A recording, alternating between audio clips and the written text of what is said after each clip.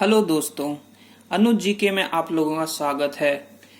भारत का संवैधानिक विकास सीरीज को आज आगे बढ़ाते हुए मैं भारत का संवैधानिक विकास पार्ट 3 लेकर आया हूँ। मैं पिछले वीडियो में आप लोगों को बताया था कि मैं चार्टर अधिनियम के बारे में आप लोगों को बताऊंगा, इसलिए मैं आज दो चार्टर अधिनियम 1793 और चार्टर अधिनियम 1813 लेके आया हूं।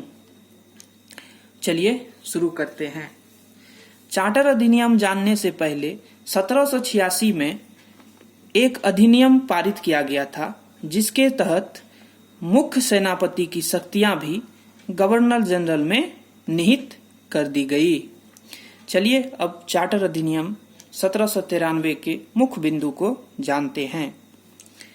इस अधिनियम के द्वारा गवर्नर जनरल को अपनी परिषद के सदस्यों के निर्णय को निरस्त करने का अधिकार दिया गया। इस अधिनियम के द्वारा सभी कानूनों की व्यवस्था का अधिकार न्यायालय को प्रदान किया गया। इस अधिनियम के द्वारा नियंत्रक मंडल यानी बोर्ड ऑफ कंट्रोल के सदस्यों को भारतीय राजस्व से वेतन देने की व्यवस्था की गई। इस अधिनियम द्वारा कंपनी के व्यापारिक अधिकारों को 20 वर्ष के लिए बढ़ा दिया गया।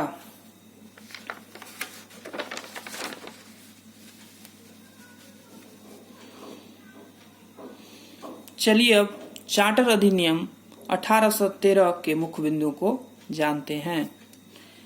इस अधिनियम के तहत कंपनी के एकाधिकार को समाप्त किया गया तथा सभी ब्रिटिश नागरिकों को व्यापार करने का अधिकार दिया गया, लेकिन कंपनी का चीन के साथ व्यापार और चाय के व्यापार पर यह एकाधिकार बरकरार रखा गया।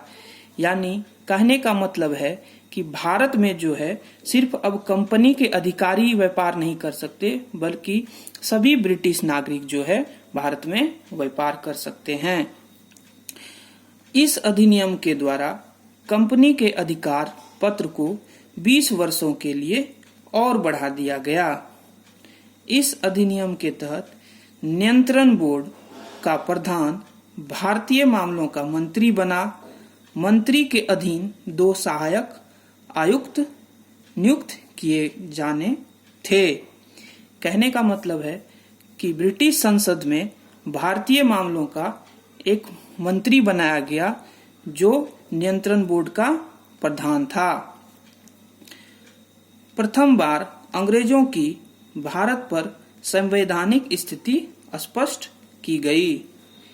इस अधिनियम के तहत ईसाई मिशनरियों को भारत में धर्म की प्रचार की अनुमति प्रदान की गई।